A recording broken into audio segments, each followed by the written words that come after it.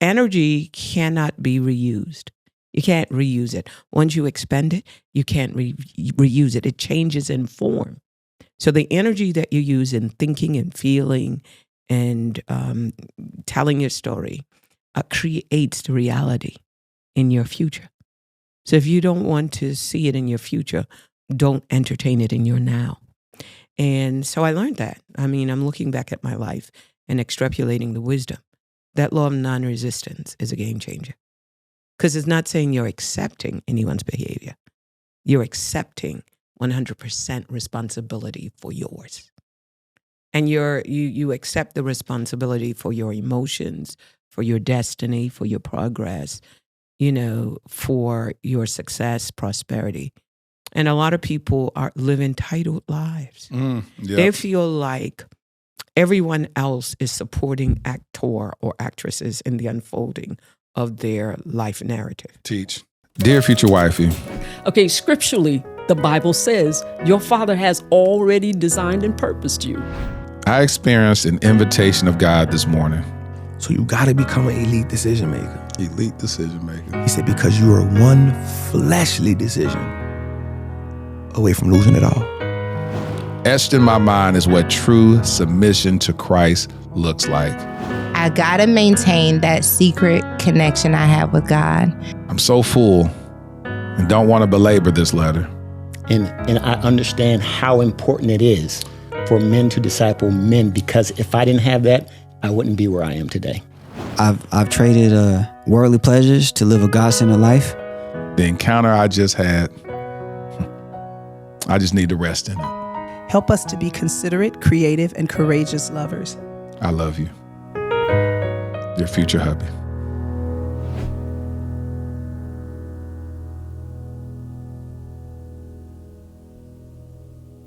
Welcome to the Dear Future Wifey podcast. I'm your host, Latera Sarr-Whitfield. Listen, are you still shacking up with us? If you're still shacking up with us, can we get a commitment? Come on, hit that subscription button and subscribe. Make sure you turn on your notification bell so you'll be notified about upcoming episodes while you're at it.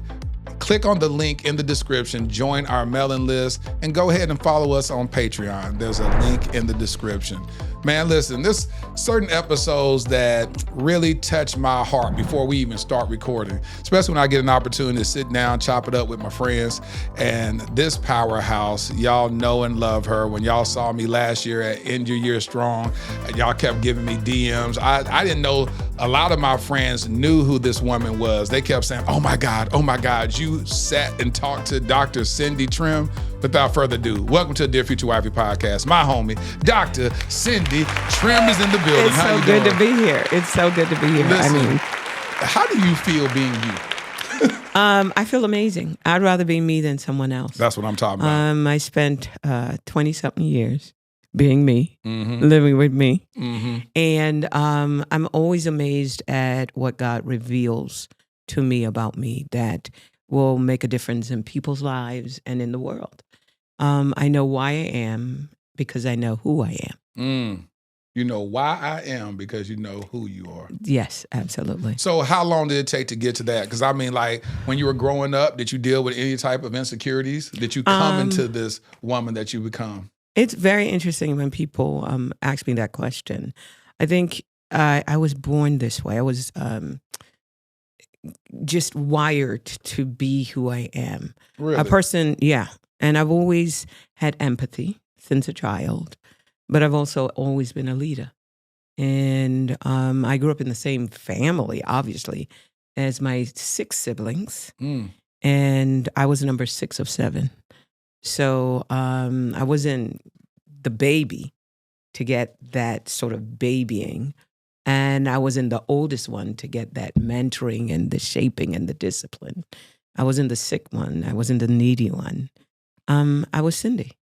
And I became that child because I grew up in adverse circumstances and abject poverty. So I don't know. My mind was just wired to be me, to take life as it was presented. And I always saw life like a glass that was not half empty, but half full. Yeah. So I can definitely say that I was wired to be this way. But when you say as a leader, though, how did that leadership show up at a young age? Having 6 other siblings. But they were older than you. They were much older, so I had to have a voice because I was the smallest. I was very little. I didn't get height until I was 16. So I feel like I'm really, really tall. They called me Mickey Mouse for a reason. I was little. And so they were bigger and they were stronger. And I was the tiny little one. So I had to use my voice. And I had to learn how to assert boundaries. Because, it's always the packing order. Yeah. So the older one packed down until you got to me. And then my baby sister was taller and bigger than me. Oh. So they packed down and then she packed up. So I had to pack back. And I had to establish very solid boundaries, not just physical boundaries, but emotional boundaries and psychological boundaries at a young age. And I had a dream one time. It was prophetic. And I saw my mother in a chair. I was about 6 months old. So I'm not recalling it as an experience. It had to be by revelation. And my mother, I remember in the dream, she was in this green color pantsuit. It was, like high waters and a sweater that matched. She was rocking me in this ebony rocking chair, which I never saw. And she looked down and she said to me, I didn't expect you, but I'll do the best I can to protect you and provide for you. And I saw that in a dream. So when I told my mother, she cried. She cried. She said, that's exactly what happened. Really? And I was just... And you were how old when you saw this vision? This might have been maybe 20 years ago. And you told your mom? I told my mother, yeah. And she said, that's exactly what happened. Yeah. And then, I eventually find out why it brought tears and why she said that to me. And it was just God that said it to me. So I think because I grew up in abject poverty, I started my first business at 8, and I was financially emancipated at 12. So I was responsible for my own future. At 12? At 12 years old. But what was the revelation that she shared, if you would like to share it? Sure. That in that moment, those tears what was she thinking? Was she thinking about aborting you at that time or something? No, it had nothing to do with abortion. I'm the product of rape. My father raped my mother, and I'm the product of it. So, look, that's why I say to people, look, don't consult an ordinary past if you want an extraordinary future. We all have our stories. You cannot go back to an old start to have a new beginning, but you could start now to have a new ending. So it's what you do in your now. That's what faith is all about. And I learned, growing up in abject poverty, starting my first business at 8, one of the laws that I'm pushing in this season is the law of non-resisting. The law of non-resistance. The law of non-resistance is not the same as acceptance. The law of non-resistance says it is what it is. It ain't what it ain't. I can't control your thoughts, your feelings, your behaviors, but I can control mine. And it's when you decide that I'm going to create the life I want and not eliminate the life I don't want. So it's, energy cannot be reused. You can't reuse it. Once you expend it, you can't reuse it. It changes in form. So the energy that you use in thinking and feeling and telling your story creates the reality in your future. So if you don't want to see it in your future, don't entertain it in your now. And so I learned that. I mean, I'm looking back at my life and extrapolating the wisdom. That law of non-resistance is a game changer. Because it's not saying you're accepting anyone's behavior. You're accepting 100% responsibility for yours. And you accept the responsibility for your emotions, for your destiny, for your progress, for your success, prosperity. And a lot of people live entitled lives. They feel like everyone else is supporting actor or actresses in the unfolding of their life narrative. Teach. But you're really not. The greatest script writer is God, and He has written plans for you. And that's the only script that you need. And if you follow that script, you'll have success and happiness. And it'll be on steroids. But how do people follow that? For those that are, I can't say non-believers, but people that may be new to the faith, where they have, they made business plans for their own life. And so you're telling them that here's this being that has already written the script to their life. Yeah. How do they surrender their life? Yeah. So this is one of the reasons why I love the Bible. I just finished telling someone this. This is my latest revelation. Scriptures are your scripts. God, so you don't, Jesus. Oh, stop. You can't say nothing else after that. Jesus. You got to read the word of God. God speaking to Joshua, He said, "This book of the law shall not depart out of your mouth, but you shall meditate on it day and night. For therein you will make your way prosperous, and you will have good success." So the responsibility and onus is not on God. He's already given you your script. The onus is on you to believe. And there are people who are not Christians that heard God give them a script. And I can name it. Mandela, Martin Luther King. He was a Christian, but Gandhi was not a Christian. He was Hindu or Buddhist, one of them. But he took a page out of our playbook, turned the other cheek. One sentence out of our playbook, turn the other cheek, which is the law of nonresistance.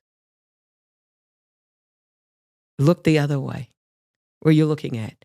You're looking at potential and possibilities. So you're either going to spend all your life trying to eliminate what you don't want, or you can use that same energy to create what you want. And so if Gandhi could use one sentence out of my life book called the Bible, just imagine if we used the whole book. And it's 66 books out of the Bible, 66. Just choose one. Find the promise. Find the promise. And trust it. You see, life operates by algorithm. Yeah. Cause and effect. If you're obedient, these blessings shall come upon you. If you're disobedient, these curses shall come upon you. So the blessing is the natural outcome of an act of obedience. It's not some witch, some warlock saying, bubble, bubble, toil and trouble. It's not your in-laws. It's not what people are doing. It's what you're doing, or is what you're not doing. So if life is an algorithm, then what you do influences every future reality. And so if you look at your life and you say, I don't like where I am, the moment you accept 100% responsibility for being there, 100%, you could be somewhere different. Yes. You could change your destiny, you could change your future just by changing your mind. Yes. That's it. It's all in, as a man thinketh, so is he. But have you always been like that? Always. So you tell me as a young kid, you always had this optimistic mentality. Always idealistic. Like a friend of mine said, look, you're so idealistic. Why don't you run a country? And I said, I think I will. So one night I'm just this. No, one night I'm a civil servant, right? Yeah. Working for government. Yep. The next morning I'm a grand poobah running my nation. What do you mean the next morning? The very next morning. Dr. Trimm. The very next. Dr. Trimm. I'm going to tell you some stuff because it's always, we always look outside of ourselves to justify something that came from ourselves. And we always blame it on something outside of ourselves. And as long as you blame everything about your life based on something outside of you, you will be enslaved by the thing you resent. So you have to go back inside. But Dr. Trimm, you gotta unpack that. How in the world did you go to sleep and then wake up the next morning as the grand poobah? It's very interesting. God is always working behind the scenes. And if you believe that God has a plan for your life, all you have to do is cooperate with him, and he's your PR specialist. But the conversation, how ironic the conversation he's your had. PR specialist. Because I got a call from the prime minister, which is like the president, right? Yeah. And he said, I couldn't get you out of my mind. I've been tossing and turning for the last week, and you kept popping up in my dreams. Will you serve your country? So while everyone else was campaigning, God was my campaign manager. He was out there campaigning for me. And all you have to do is really live authentically, be true to who you are. Stop giving away your personal power and have a conversation with God. That's it. And it's the whispers of the Spirit. Yes. I asked the question, so why did Michael Jordan want to dunk? Michael Jackson want to dance? Michelangelo want to paint? It was the God whispers. So God gives you your desires, aspirations, visions, dreams, goals. He places it there. But because we live unedited lives, we live edited lives. Yeah. Like we edit what we sense and feel based on other people's opinions. So we give people this role of editing our lives. So they're editing. God's giving us a narrative, and we allow people to edit it.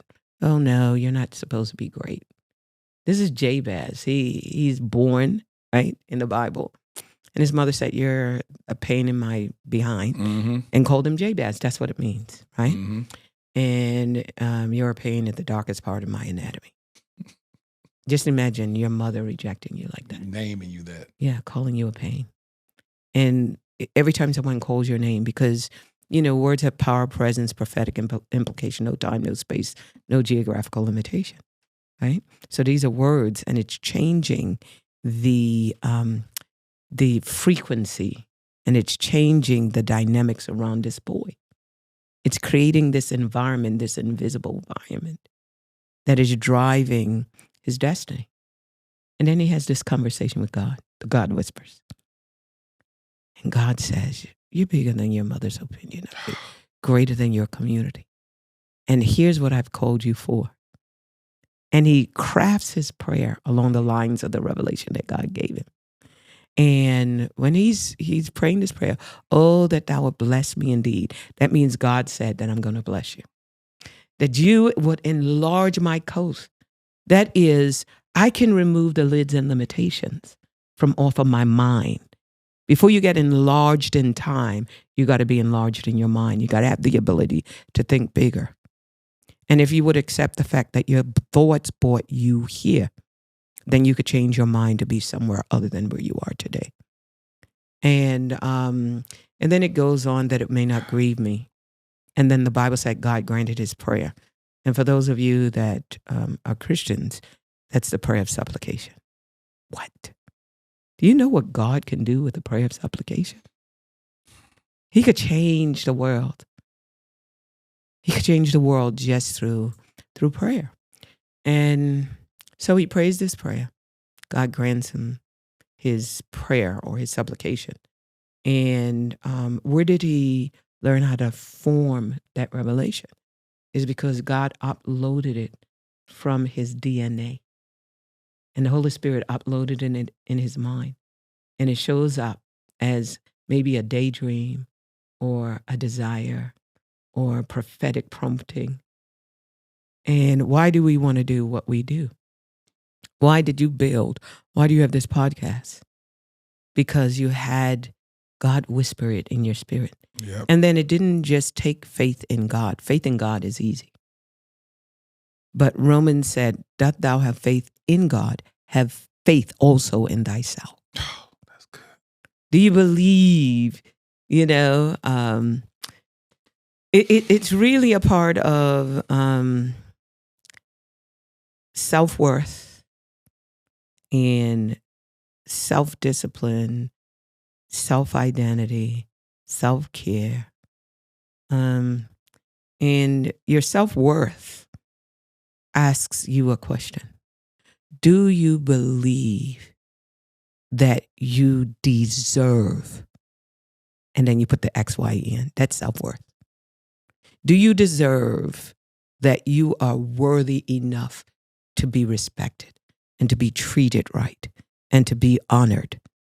And if the answer is no, it means that someone is defying a boundary that you have. Yeah. Because you need, to have self-boundaries, right? Yeah. And if you have boundary violators that are making you feel less than what you should be feeling, or make you feel less than what you should be, you got the wrong people in your life. And there should be no boundary violators. And then there's a place in your heart, your soul. There's a place in your soul that's big enough for two people, you and God. Yeah. And if you bring anyone else into that sacred space called the soul, that sacred place called the soul, you're desecrating your temple. Your temple is not just your body, it's your soul. And that's where you collide with God. And so what do you think about when people call their significant others soulmates? Yeah, that's legal. That's illegal. Explain. The two become one. Yeah. Bam, there it is. There it is. Two become one. But you allow just everybody else in that sacred place? Yeah.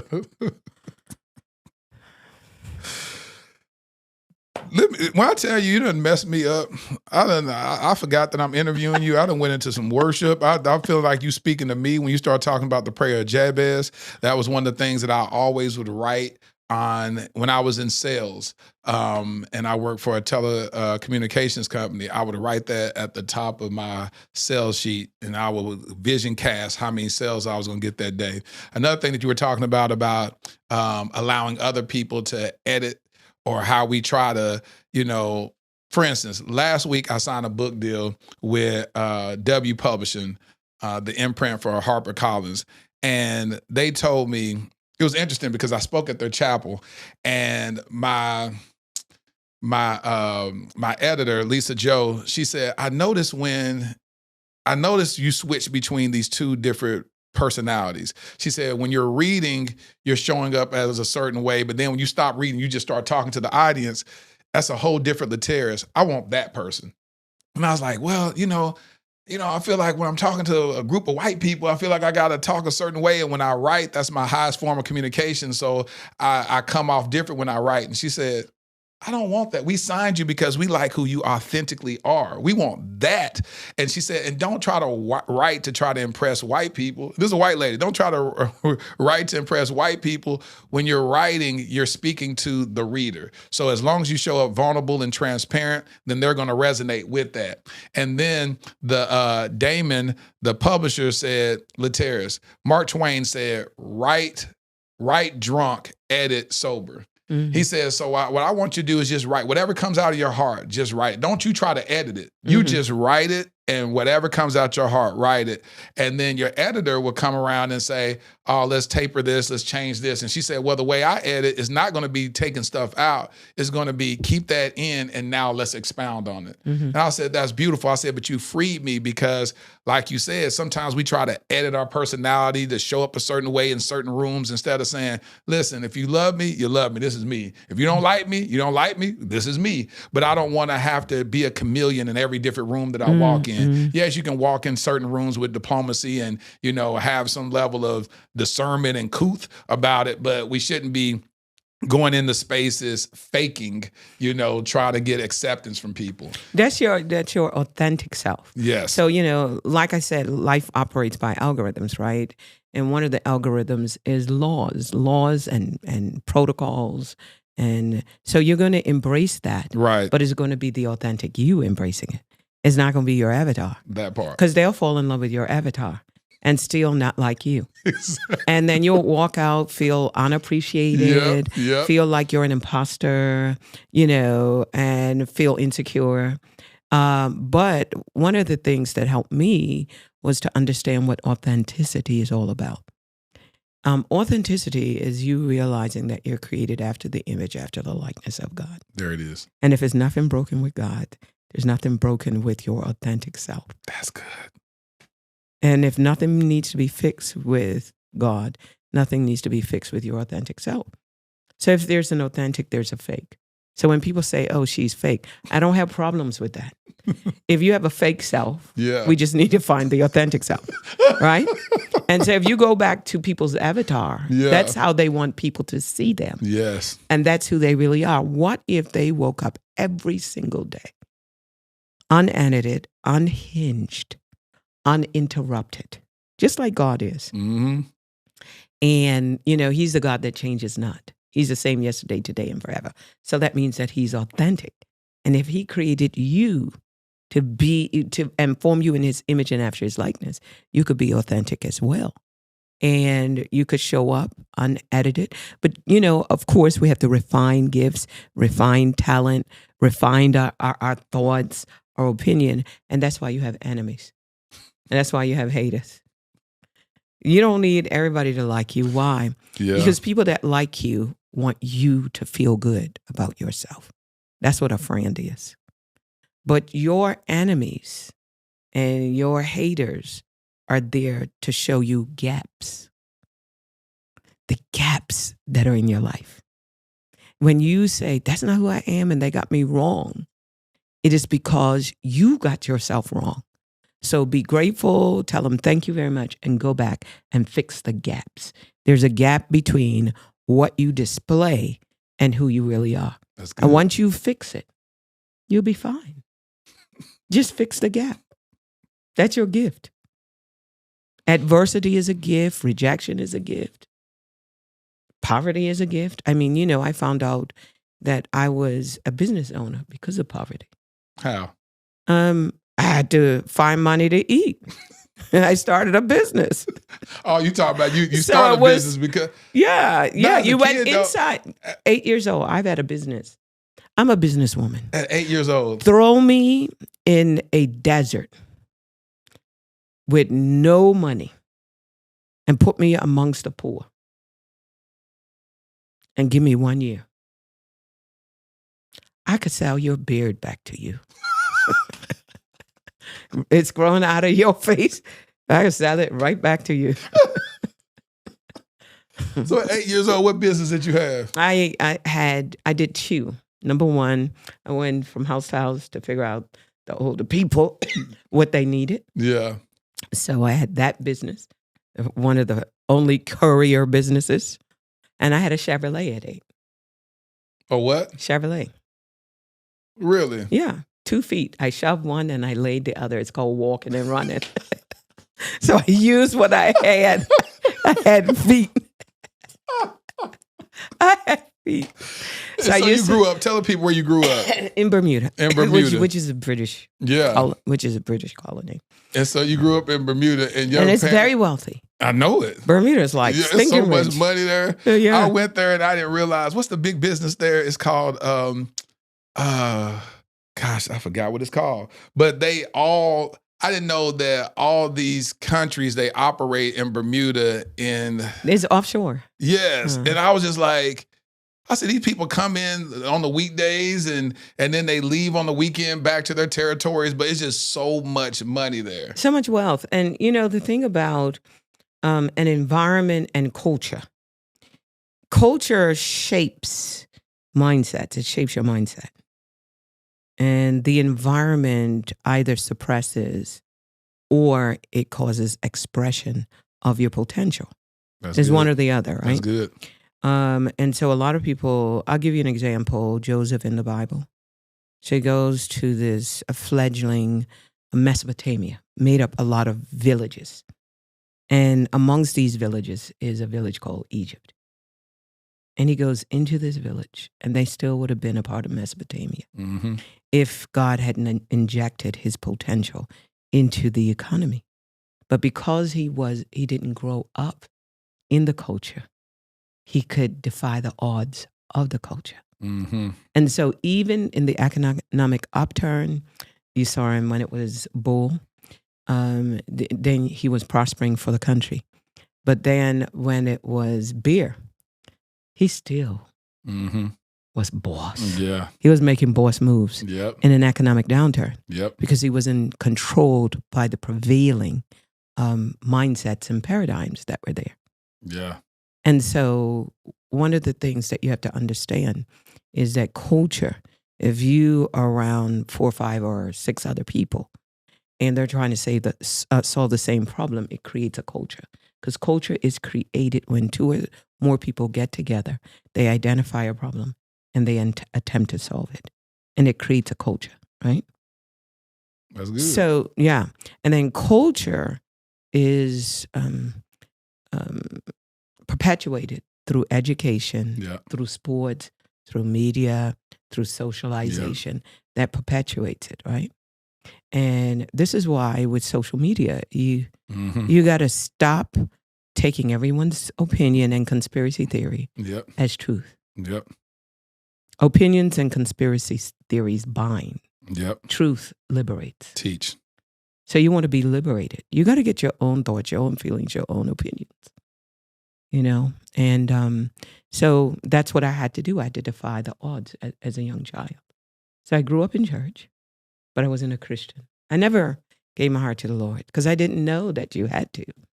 It was just a nominal church. They never had you do altar calls and say, they just never said that at the end of your church services. I didn't know. I grew up in church, so I thought I was a Christian. Until one day the pastor said, "Oh, if you want to give your heart to the Lord, please come up." And I gave my heart to the Lord. I was 17 years old. And at 17, that's when I started advising government. At 17? I was consultant to government. You could look in the history books at 17. Dr. Trimm. At 17. And at 30, I was government. I was running my country. I was solving problems from a young person. In my teens, I was involved in drug prevention, drug interdiction. I wrote programs in my early 20s for rehabilitation, my early 20s. But I think maybe because I see problems different from people. I see problems as an opportunity to express potential. And then once you solve a problem, prosperity follows. So you got to find big problems. You got to be able to, if you're in business, you're not in the business of selling a product. You're in the business of solving a problem. So you look at the most wealthiest, Bill Gates. What does he do? Solve problems. And they're big problems. Yep. Yep. When I watch Shark Tank, that's what they always say. It says the business got to solve problems. You become wealthy. If you learn how to solve problems, you will become wealthy. Yeah. You know, it's like the whole parable of the shovel. We're not buying shovels. We're buying a hole. Yep. So don't sell the shovel, sell the hole.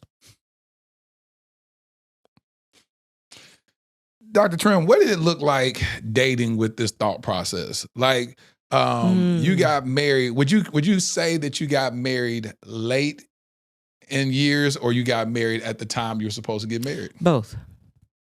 Because it's an acknowledgement. I was 20-something when I got married. And I say that tongue in cheek. Said 20-something. Yeah. But I got married later in life by choice, I think. And I look back and I say to myself, it was a good choice. My life would have been different. I would have never met you. Right. My life would have followed a political path. Yeah. Yeah. I would have been successful, but successful in another arena. And I wouldn't have the opportunity to maybe undergird the greatness in others. So I spend my life, I study about anywhere 8 to 10 hours a day, every day of my life. And you said every day of your life? Every day of my life, trying to understand the human experience. And I'm just learning how to tell stories, believe it or not. Because people connect with stories, they resonate with stories. So I'm learning how to really take maybe one principle and wrap the story around it. Because I'm intellectual, right? More scientific. I have the habit of giving equations and scientific philosophies. They be like, Dr. Trimm, I don't know what you just said. Yeah. So you want to make it more practical. So I'm learning, yes. And I'm noticing how people are responding with the stories, right? Yeah. Like Jesus did with parables. Yeah, I'm a late bloomer, right? I'm a late bloomer. But being able to help people to see themselves as the person that they've been looking for all their lives. That's good. Yeah, I've been looking for me all my life. That's good. And you're the one that you've been looking for. Yes. And this is why everyone else disappointed you. You know, you've been looking for you. And so the thing about marriage is people, engage and then they get married with the expectation that someone is going to make them happy, their life is going to work. Teach. They're going to have this ideal life because of something that someone else is doing. Teach. And that's the wrong reason to get married because it doesn't happen that way. Teach. When you get married, you find yourself, you discover more about yourself, and you only can attract to yourself who you are, not who you want. So if you're a better person, if you could be a better person, then you attract better people. And if you are not editing yourself, then you attract people that are transparent and honest. So you have to stop editing yourself. You have to say what you need, what you want, and let the other person agree. Then you have to do a lot of talking before you get married. Mm-hmm. This is what I expect from you as a husband, and this is what I expect from you as a man. Mm-hmm. What do you expect from me as a woman? Yep. And then what do you expect from me as a wife? And then you have to agree. Hold on. You just broke down two different things. So you're saying, what do you expect from me as a woman, and then what do you expect from me as a wife? Please explain that. Okay, so a wife is a role that I play. It's just like you ask people, who are you? And they say, oh, I'm a doctor or a lawyer. No, that's what you do, and that's a role that you play. Exactly. But who are you? That's two different things. So as a woman, it's the story of Joshua that after Jericho walls come down, he said, go into the harlot's house and bring out the woman. I love that.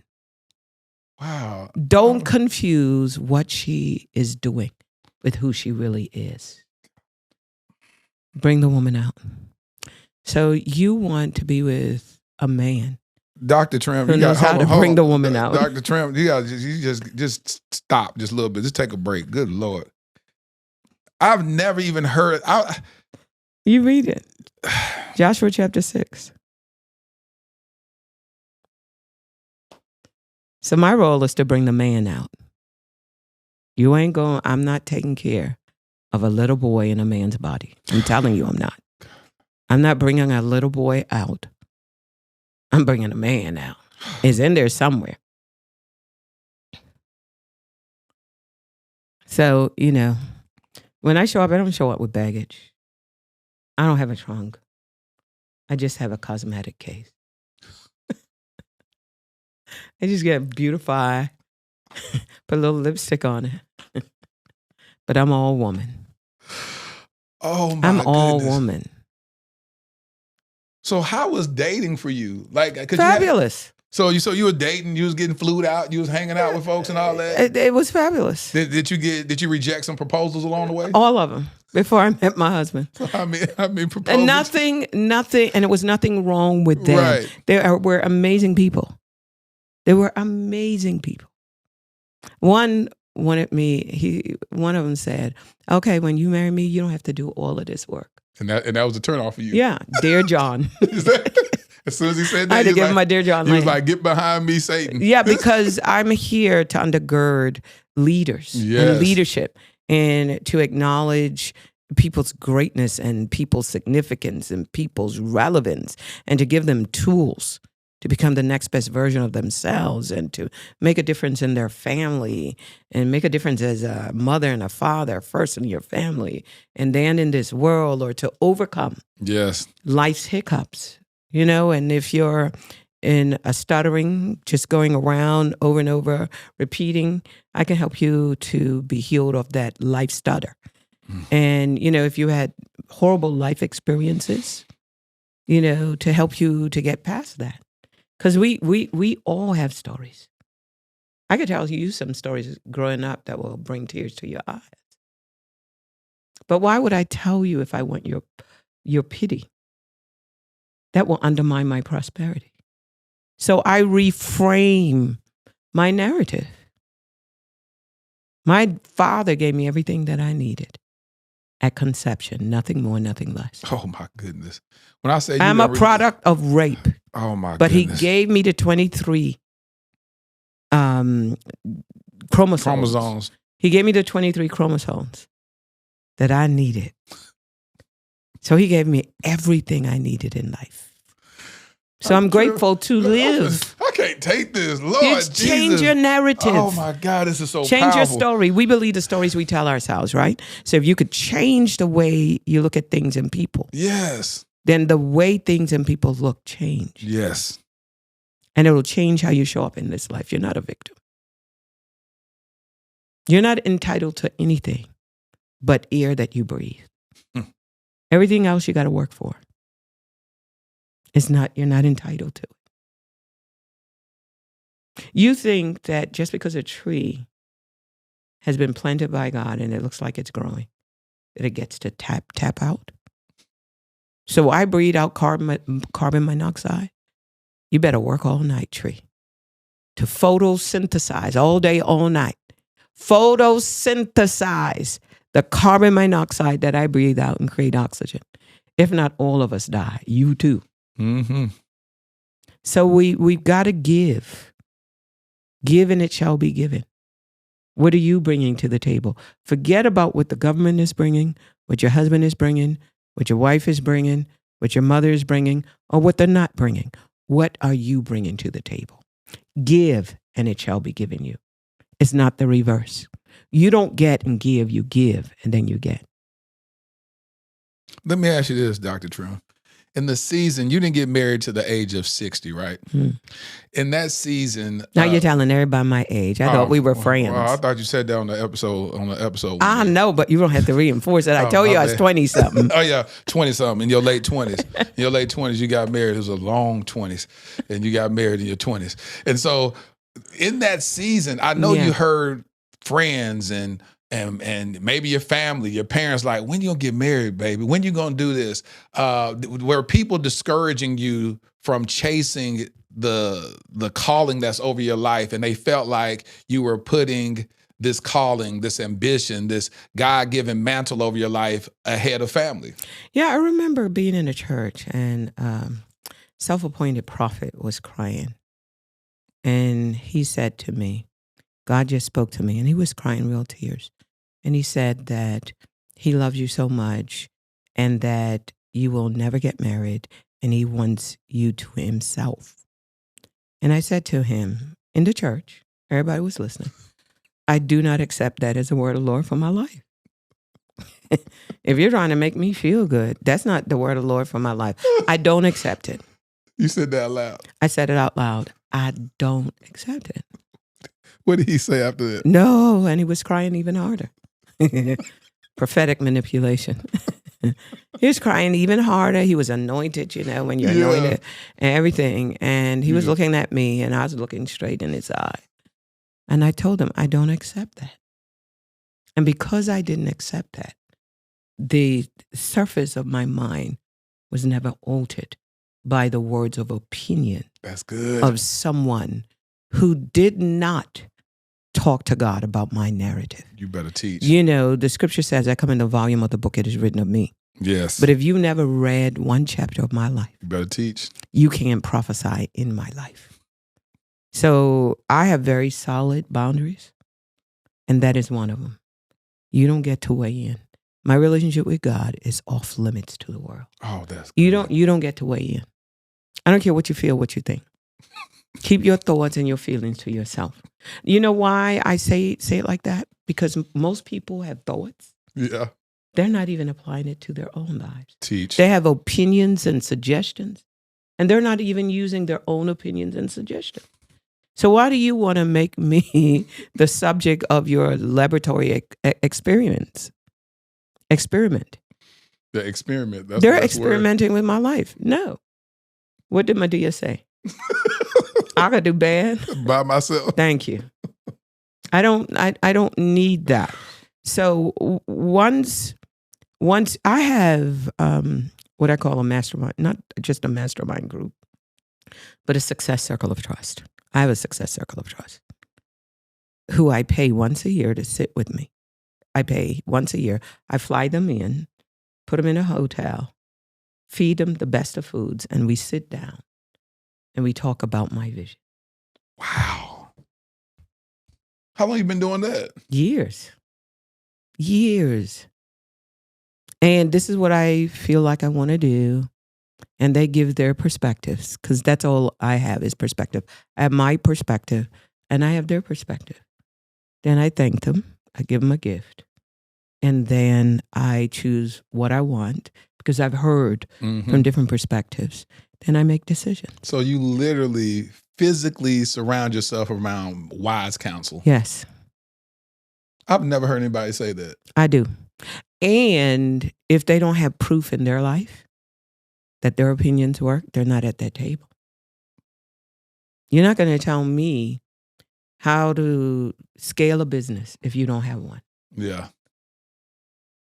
You know, if you have never had, I don't know, $1 million debt-free, debt-free, right? How are you going to tell me to have $1 million debt-free life or debt-free dollars? Yeah. You know, so a lot of times we have people that are around us that have never been where we're trying to go.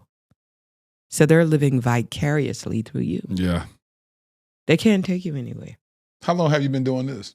A long time, all my, maybe 30, 35, 40 years. Really? Absolutely. You was doing this in your 20s? I was doing this in my, how old am I? You keep outing me.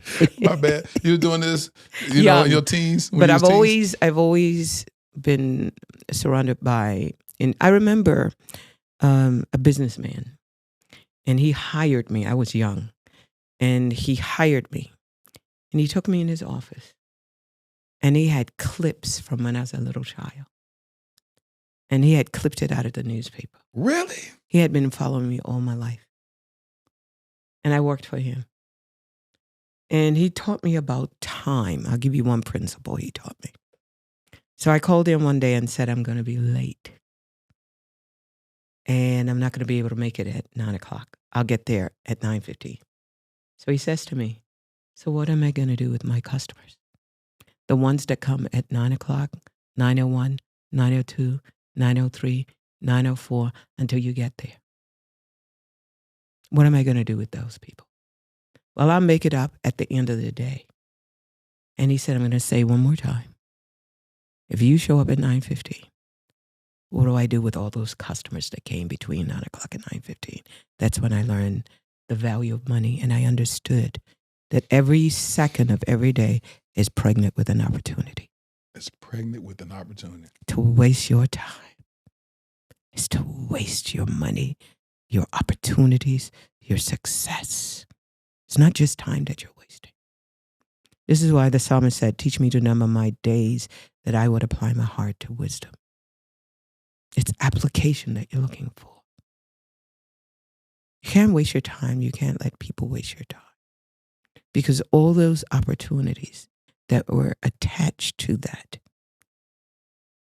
So we had a conversation. And I said, well, I mean, you don't know that. And he said, that's a problem.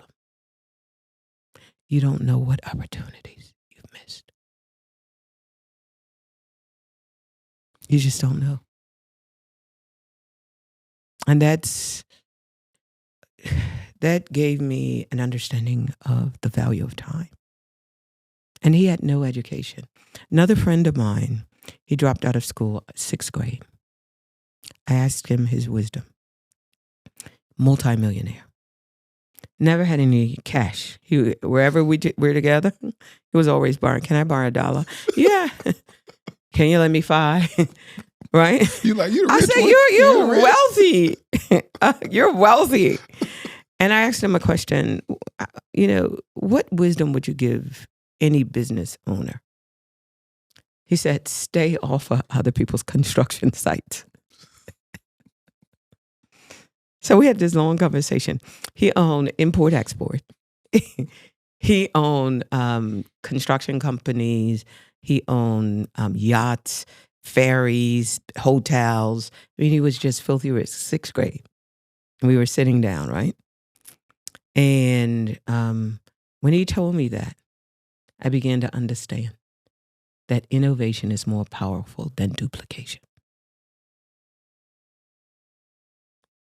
He never duplicated anybody else's construction site, and he remained as number one. Because he wasn't trying to duplicate something someone else was doing. He went for originality. So I learned from that, don't be the best in your industry. Be the only.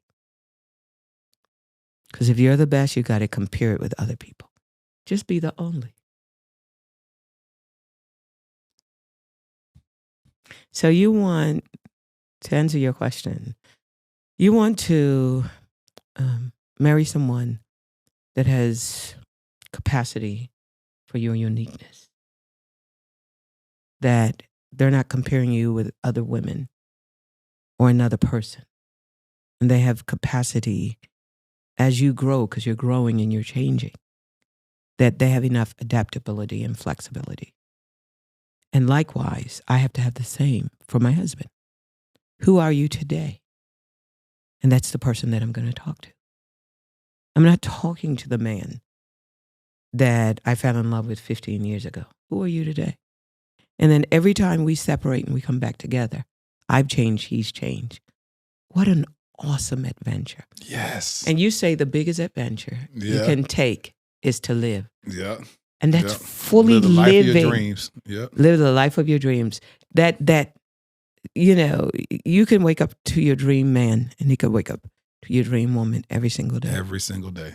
And if you spend your life knowing that that person has changed, and if you can sort of navigate the changes, it's an adventure.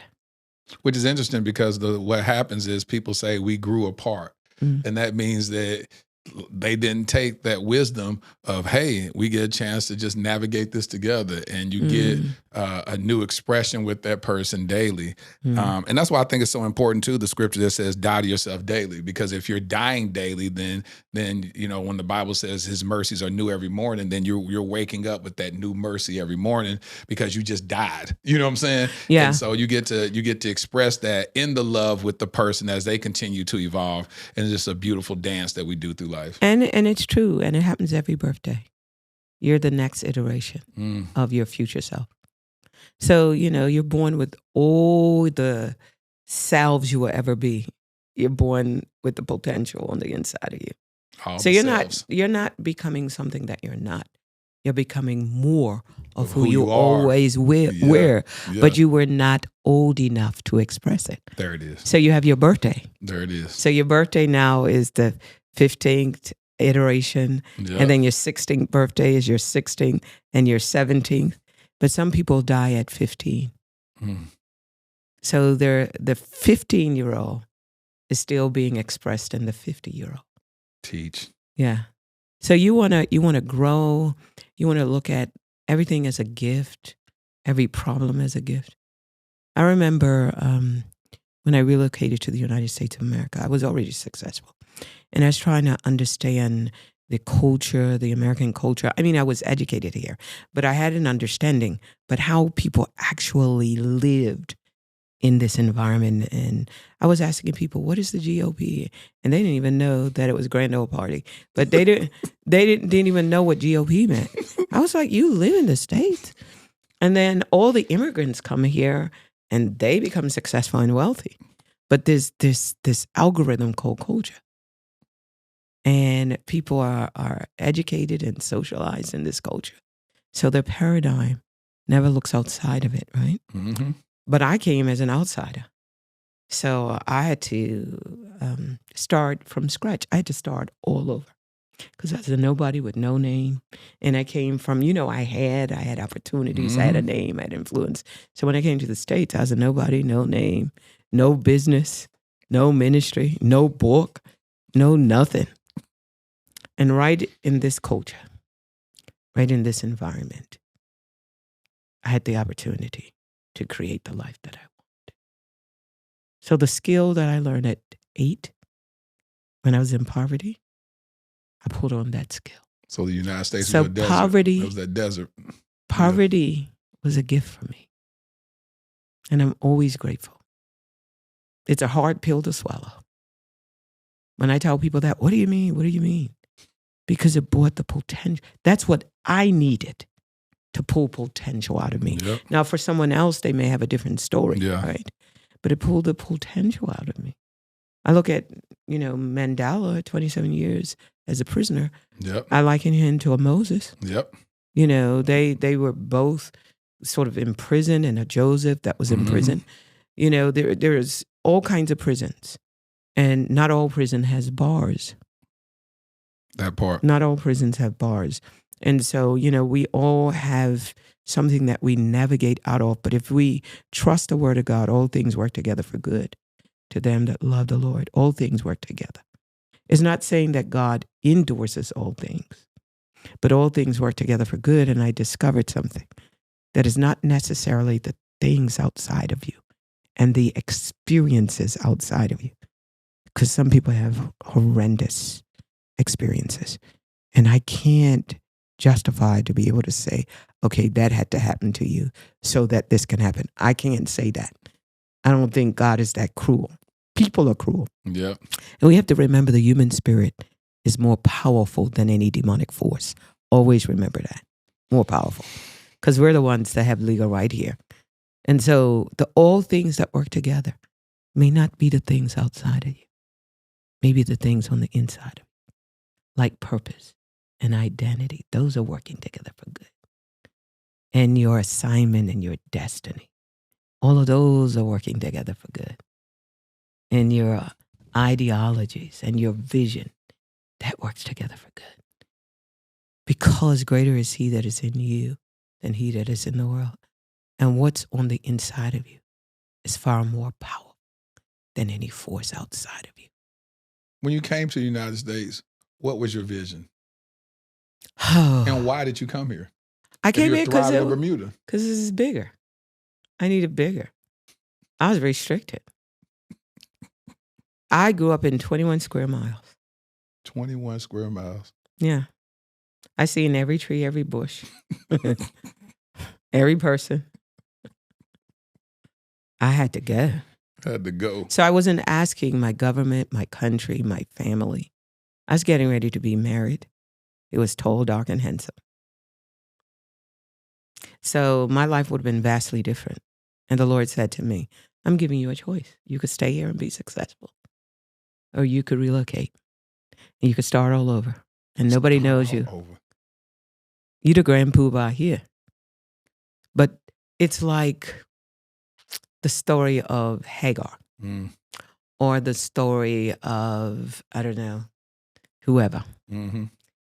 Why live on a wall when God has given you the world?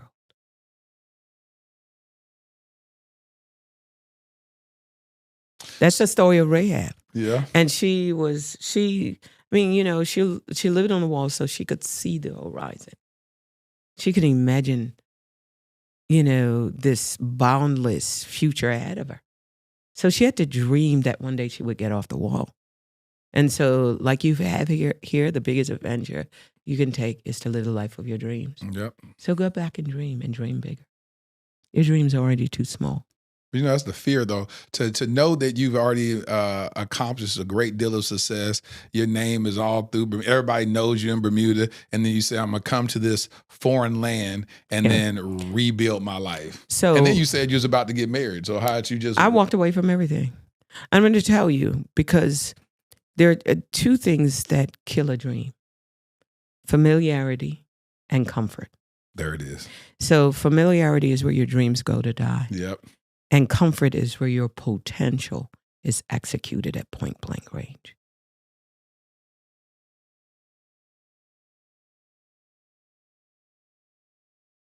So sometimes life be lifing because it has to do with some potential that you haven't paid attention. It's like life tapping you on the shoulder and say, pay attention, Mm-hmm. you know? Did you have any fear? No, Really? fearless, because I grew up without a father. A father is there to instill fear so that you can honor. So I learned how to honor without fear.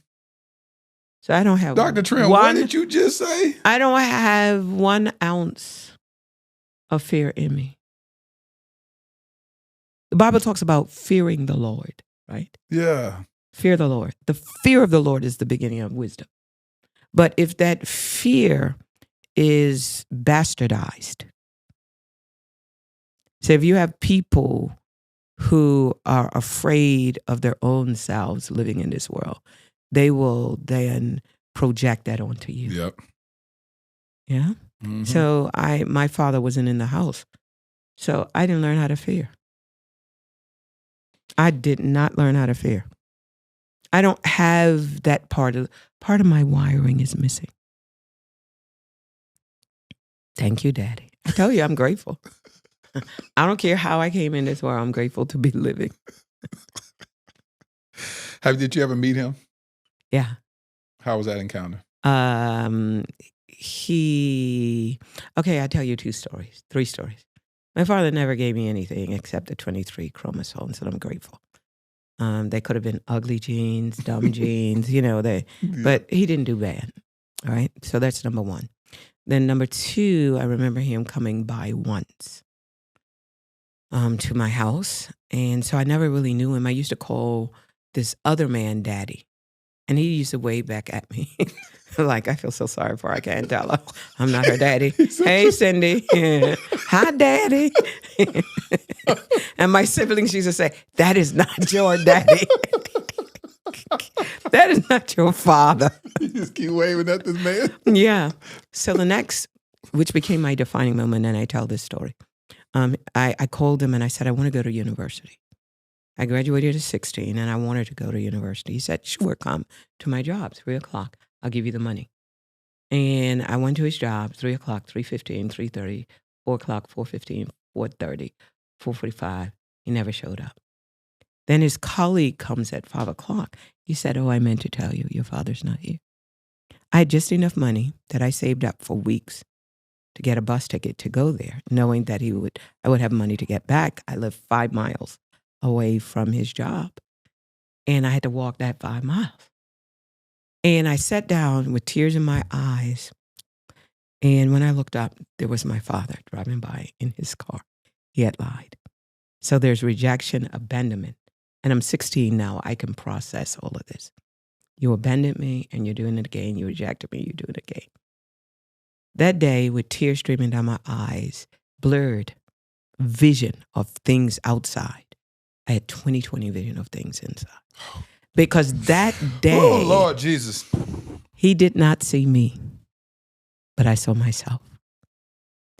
And so the poor little girl that was waiting for external forces to change my destiny, that poor little girl did not stand up. I left her there. And the woman you see today stood up. And I walked home those 5 miles. Never to look back and never, ever to reach outside of myself for what God had placed inside of myself. And so everything for me is a gift. Every trial, every tribulation. Because I know all the things that God put on the inside of me, all those things are going to work together for good. And just like Joseph said, you meant it for bad. And here we're going full circle. The law of nonresistance. You meant it for bad. You meant it for evil. But God meant it for good. To save much people alive. Because when you rejected me, I discovered that God had already accepted me. Dr. Trimm, something released. I felt the release in the atmosphere when you just said what you just said. I'm telling you, your DMs are going to be blowing up. The comment section is going crazy because it was something that you just freed so many people to reimagine and redefine the mismanagement of their heart, the way that their life was mismanaged in the past, and you've given them. I mean, something just broke off of them. I saw it. I feel it. I see it in the spiritual realm. It's a release that has taken place, because when you said you left that girl there. I left her there. You left her there, and the beautiful woman of God that reemerged, because that was in you from the beginning. And when we say the scripture, but we don't really like it, we say it when we're on the other end of it. For I know all things work together for the good of them that love God and to the called according to his purpose. When you break down every word in that scripture is so important, because it starts off, for I know. So that means that I didn't guess it. I didn't assume it. It wasn't told to me. It means that the experience that I went through, the experience taught me something in that, for I know.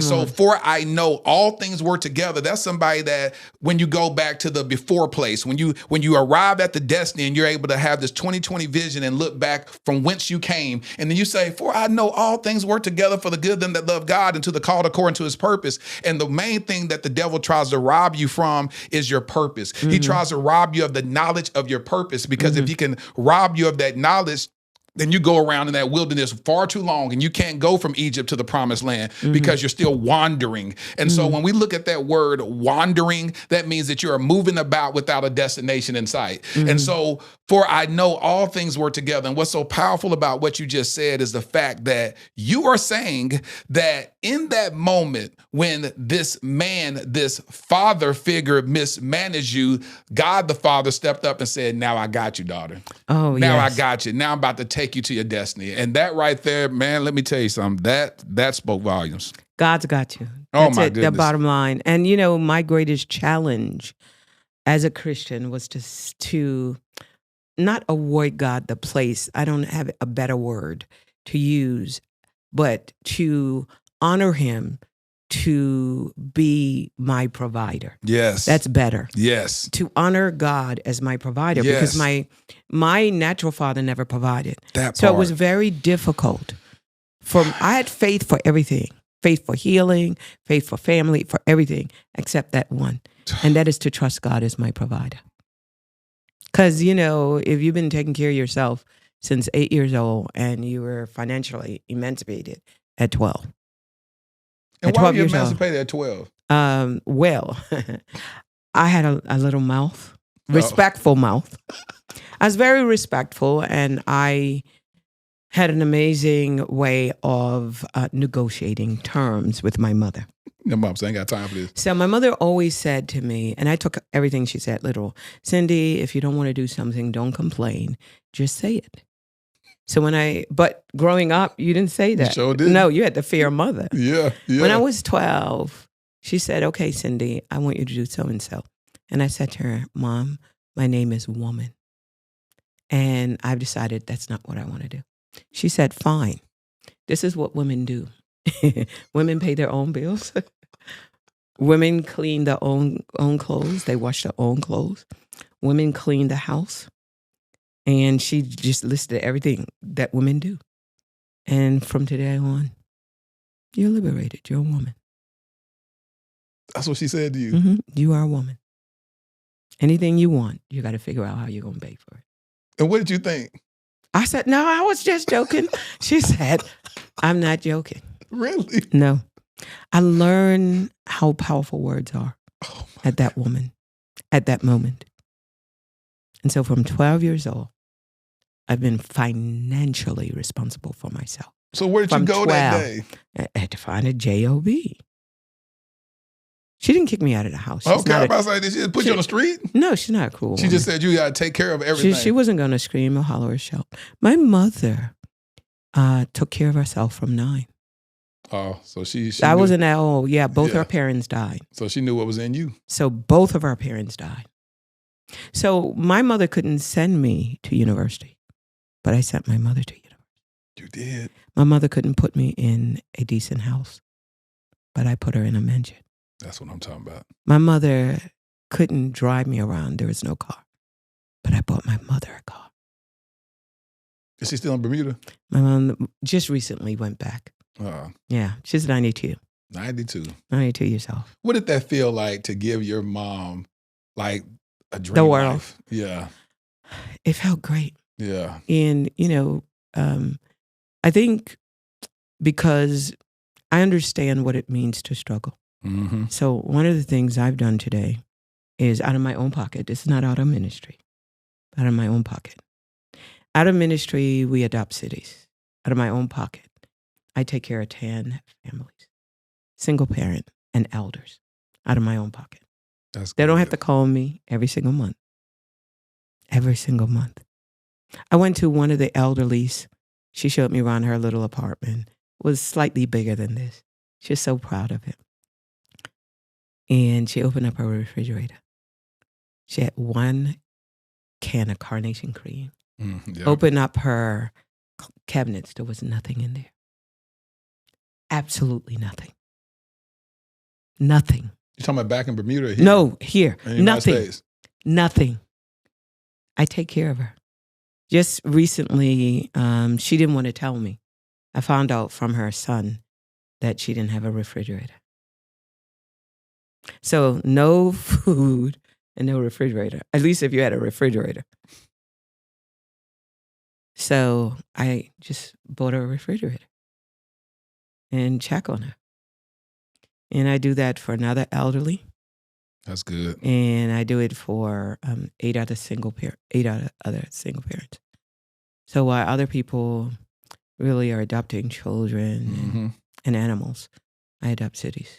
And I'm very, very excited about that because I have doctors and lawyers and educators around me. Yeah. And so these are the people that I mentor. I have a mentorship program called SOAR. And I mentor them as disruptive thinkers in their industry and yes. transformational leaders in their industry. Think of themselves as the solution. But that's not all I do with them. I give them an opportunity to join me to bring solutions to world problems. How can people join this? Just DM me.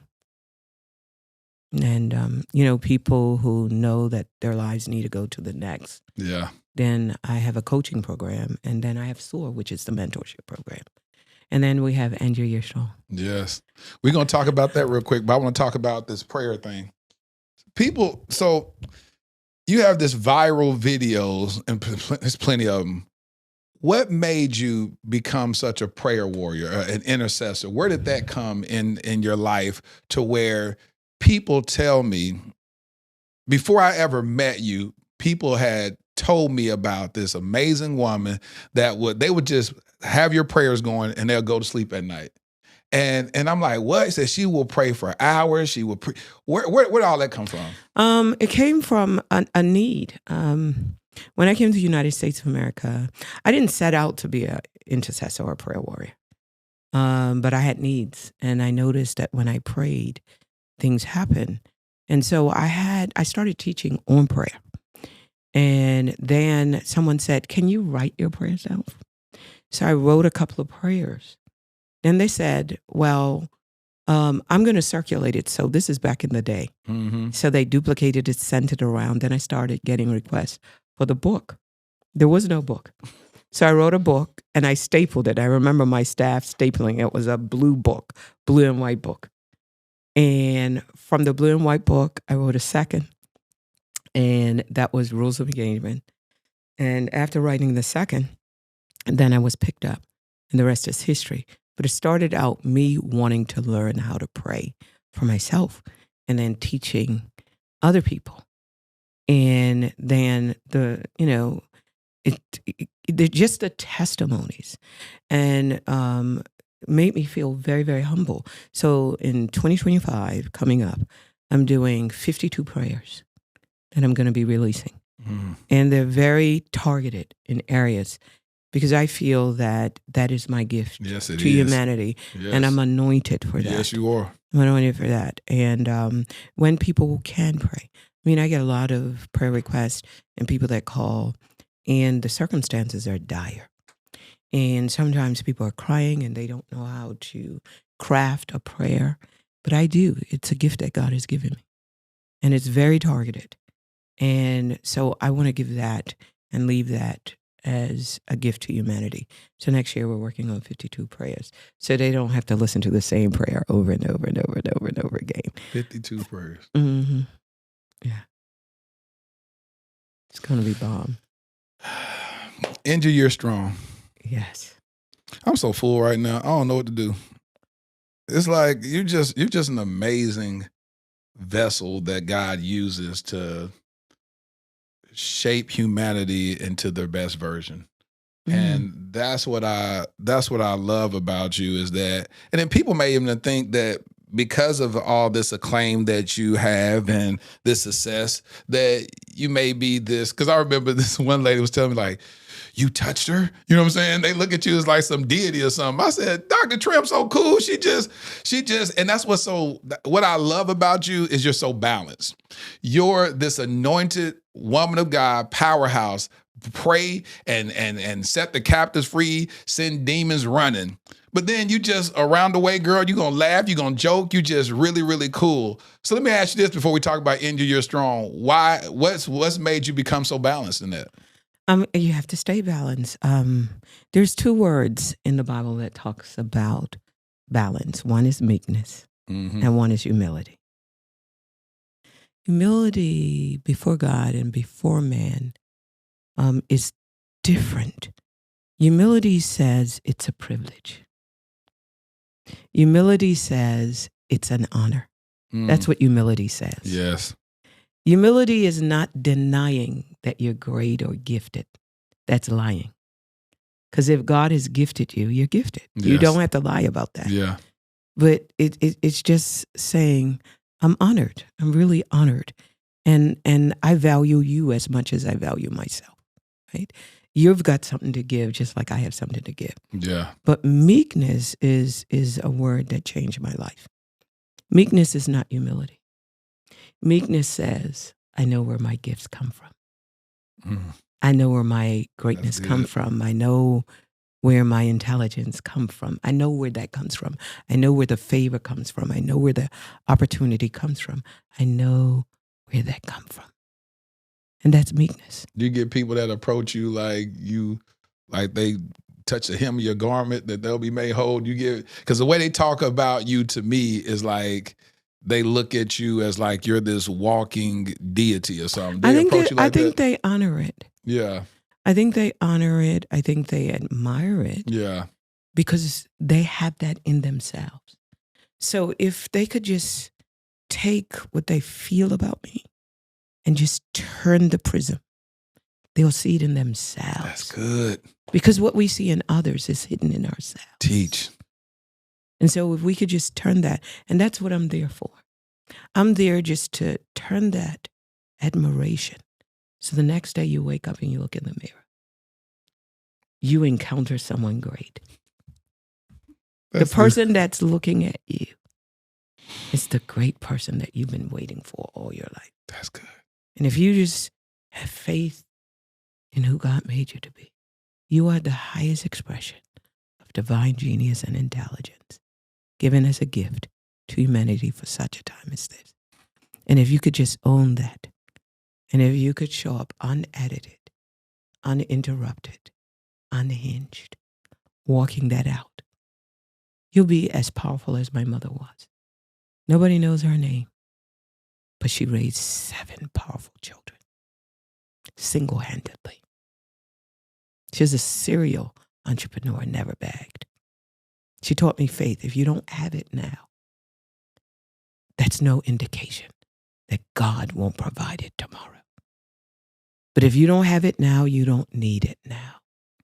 And when you need it, you'll have it. That's what she taught you.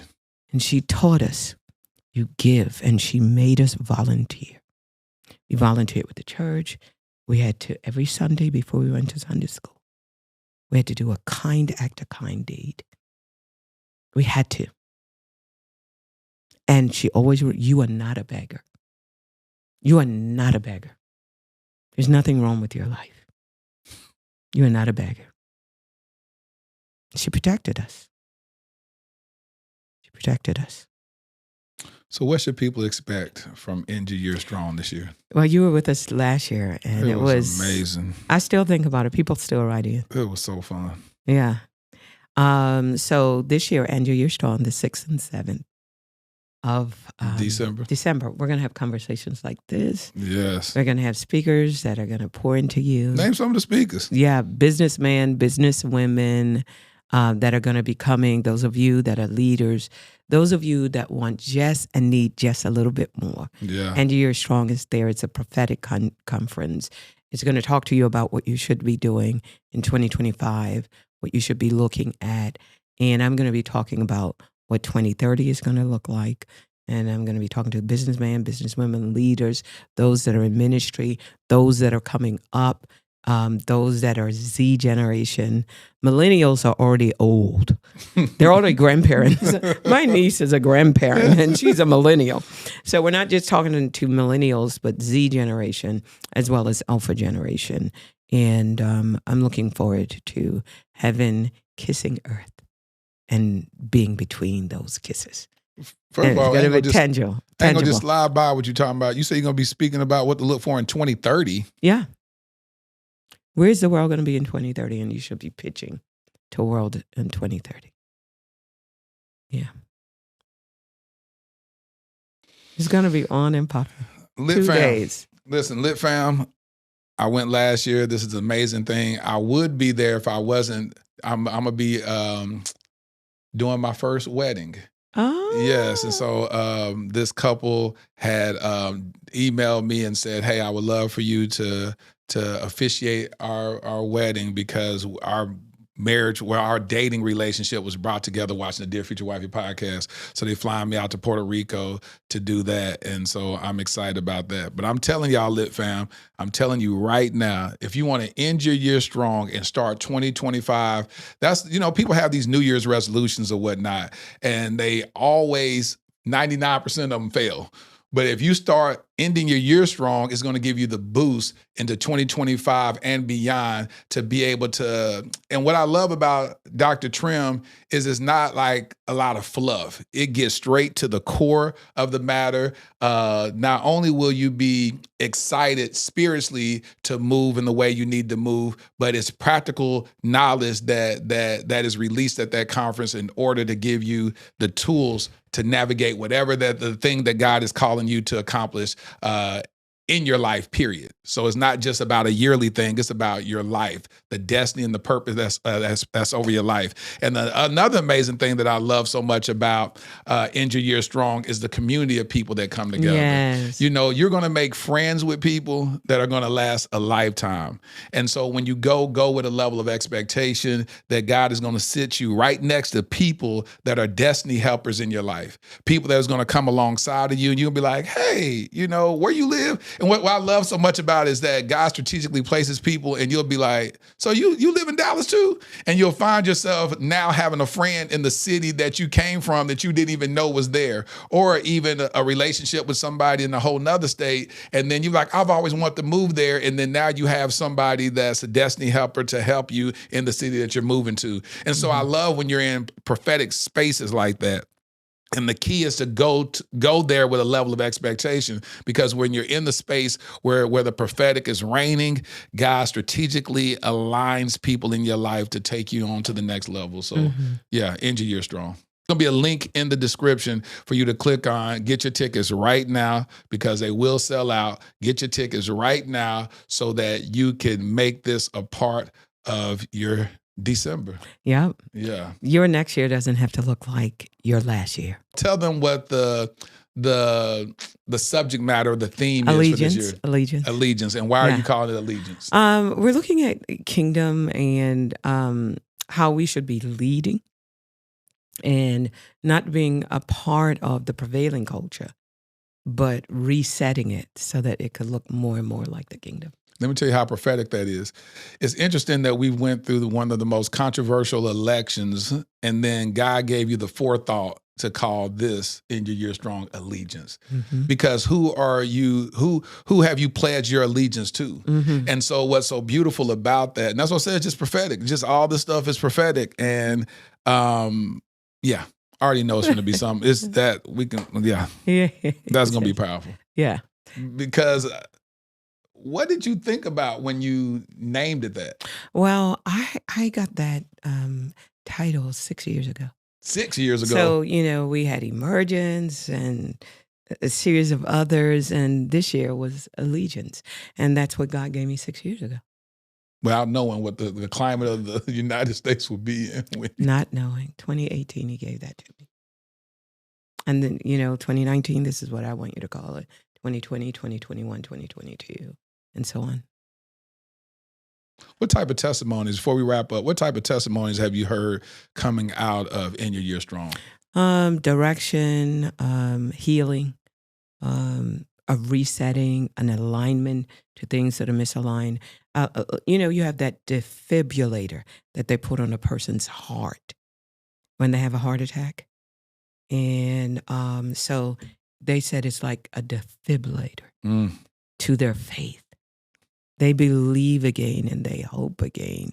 They were code blue. They had given up on the church, given up on their dreams, given up on people. Yeah. And God, revitalized them and restored them and brought them back to life and brought their dreams back to life. And they began to dream again, So many people are disconcerted, disillusioned. They are. Life is just lifing, and they run out of steam. Yep. So that's why we had End Your Year Strong, so that you don't have to run out of steam. That's good. Yeah, you can run into your future. You don't have to crawl, drag. This year, you're going to fly. You're going to soar. You're going to have wings. As we conclude, I'll be remiss if I didn't ask you and beseech you, my sister, to pray for me. Sure. Can you end this episode praying for your brother? Yes, Father, we thank you for this great voice, a voice that is bringing hope and direction. He is a father himself, and he is being used through his vulnerability and his transparency to help man to find their due north and to understand that with God, all things are possible. Yes, God. We thank you, Father, for how he has touched the world and how he will continue to touch the world. And I pray, Father, that this next season of his life will be the best expression of who he is. Yes, I pray for resources and favor and open doors of opportunity. I pray, Father, that his needs are met. And as he takes care of your house, you will take care of his. I pray for every individual that has come alongside of him to undergird him, to help him to bring this vision to pass. And I pray, Father, all the resources necessary will be brought to him. I pray for his future wifey. And I pray, Father, that she would be blessed, but she will be a blessing as well. And I pray for every marriage. I pray for every business. I pray for every individual. I pray for those that have parents that are sick and that are ailing. I pray for divine intervention. I pray for insurance that will cover the needs like pharmaceuticals and the medical procedures. I pray for those that have lost children to the street or even to death or even to gangs, that you would continue to hope and believe.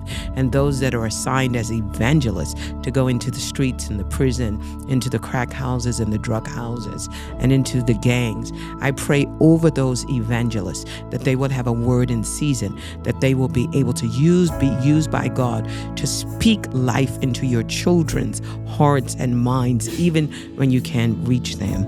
I pray for single parents. I pray for those that are struggling with high blood pressure and sugar diabetes and cancer. And I pray for any kind of sickness and disease, that you will heal them. I send angels on assignment, Father, to marshal the boundaries and the borders of those that feel unsafe even in their own home. And I pray, Father, that as Lateris is speaking to these individuals in the privacy of their home and in the midst of their reality, something that he says will germinate in their heart, and something that he gives them by way of a principle or even a biblical promise. I pray, Father, that would be enough to give them hope So many people are suffering from possibility blindness, but I decree and declare they will see again and they will believe again. We bless this broadcast, and we pray that millions and millions more will hear and that they will find answers to their pressing problems and solutions to their needs. I pray, Father, that you would bless this great man of God and that you will continue to use him. In Jesus' name, amen. Amen. Amen. Listen, y'all, make sure y'all click that link in the description. Do yourself. Give yourself the best Christmas gift you could ever give yourself by ending your year strong. Click on that link and go to Atlanta, Georgia. Those that are already in Atlanta, you ain't got no excuse. You just need to go ahead and register and show up. Those that need to make travel plans, listen, we're 21 days out, so you can go and get those flights. So don't think about it. Go ahead and do it right now before the flights go up and end your year strong. Listen, Dr. Cindy Trimm, thank you for blessing us. Thank you for having me. Thank you, Aunt. I mean, I admire you so much, more than you can ever imagine. And you're hope for our community. And I want to thank you for saying yes, because we need more of you. And as long as you're here, I believe that God can advance his agenda, not only for the mailman, for the brothers, not only for the brothers, but also for the sisters to give us hope as well. When you say you admire me, why?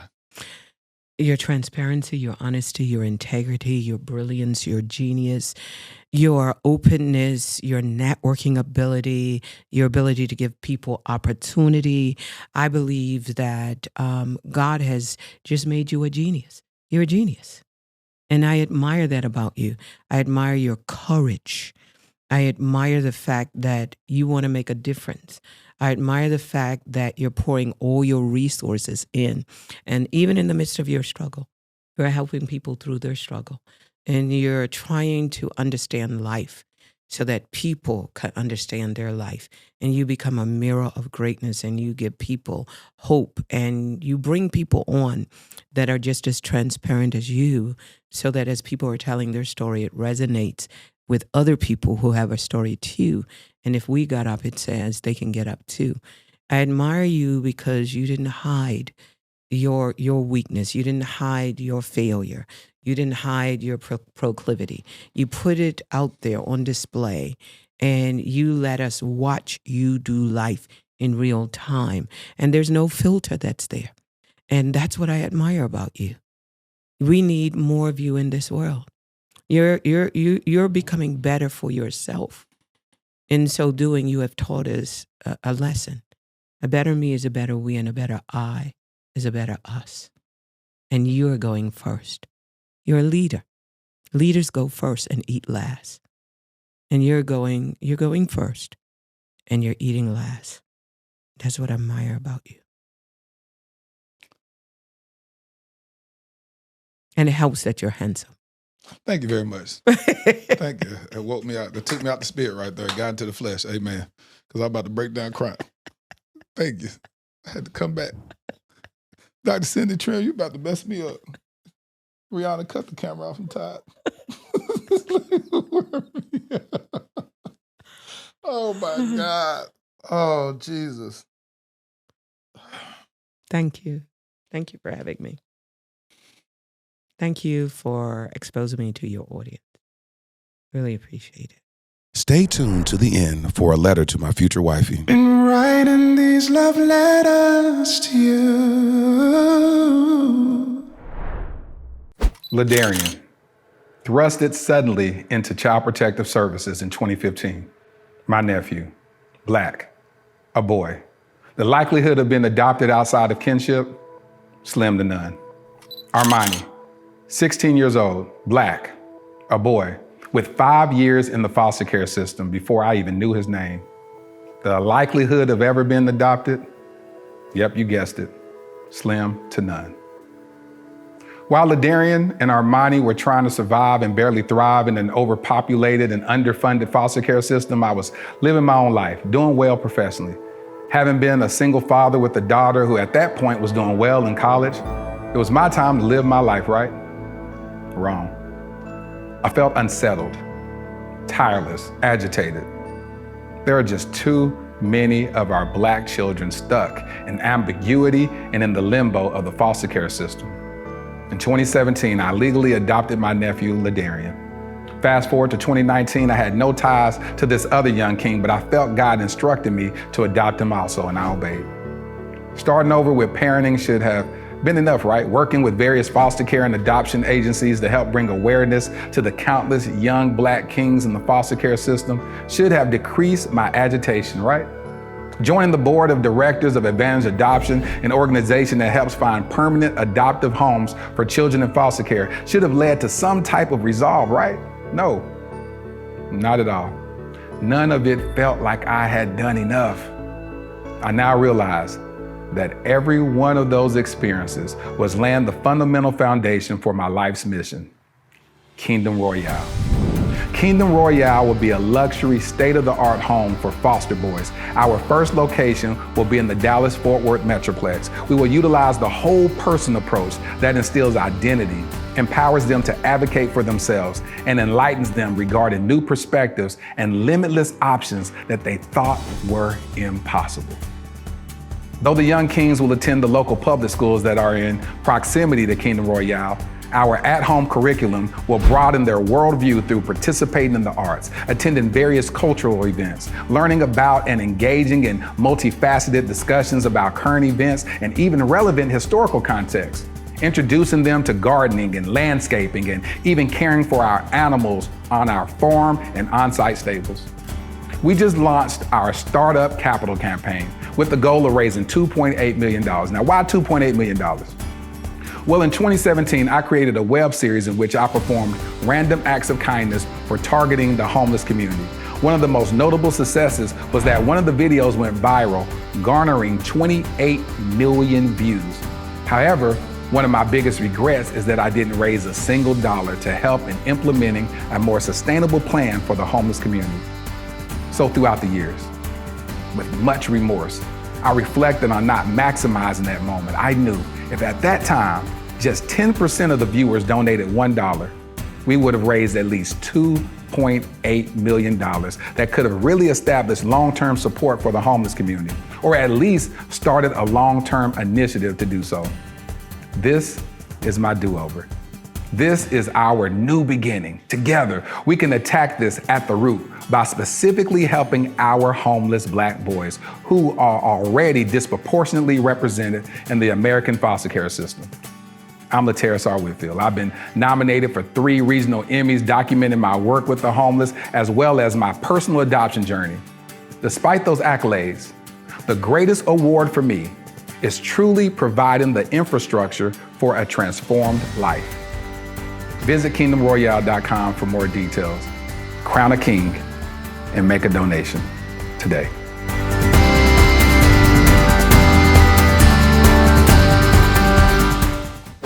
Now, how amazing was it to have Dr. Cindy Trimm on the Dear Future Wifey podcast? Hopefully y'all saw the episode that we did last year for End Your Year Strong, but to just have her one-on-one was absolutely a delight. Well, here's a favorite part of my podcast where I speak to my future wifey. Dear Future Wifey, I believe deeply in the power of prayer, and I trust that it will be one of the cornerstones of our relationship. Before I knew you, I was lifting you up, asking God to keep you, strengthen you, and shape you into the woman who will complement me. Those silent conversations with him have connected me to you long before we'll ever lay eyes on each other. Prayer is a powerful gift, and I imagine us leaning into that gift daily. Together, we'll cover our dreams, our struggles, our home, our children, and our future in prayer. It's a practice that transforms the way I view life, love, and the person I'm called to spend it with. I want us to stay rooted in faith, not just when things are good, but also when we're facing storms. I want to know that when I reach out to you, take your hand, you'll join me in lifting our concerns to the one who holds all things. Your future hubby. I hope you enjoyed this episode of the Dear Future Wifey podcast. Remember, be lit, live intentionally and transparently, and don't stop loving. Make sure to subscribe to our Dear Future Wifey YouTube channel. We're available on Apple Podcasts, Google Podcasts, Spotify, and Stitcher. We welcome your support. Simply share our podcast with your friends and family.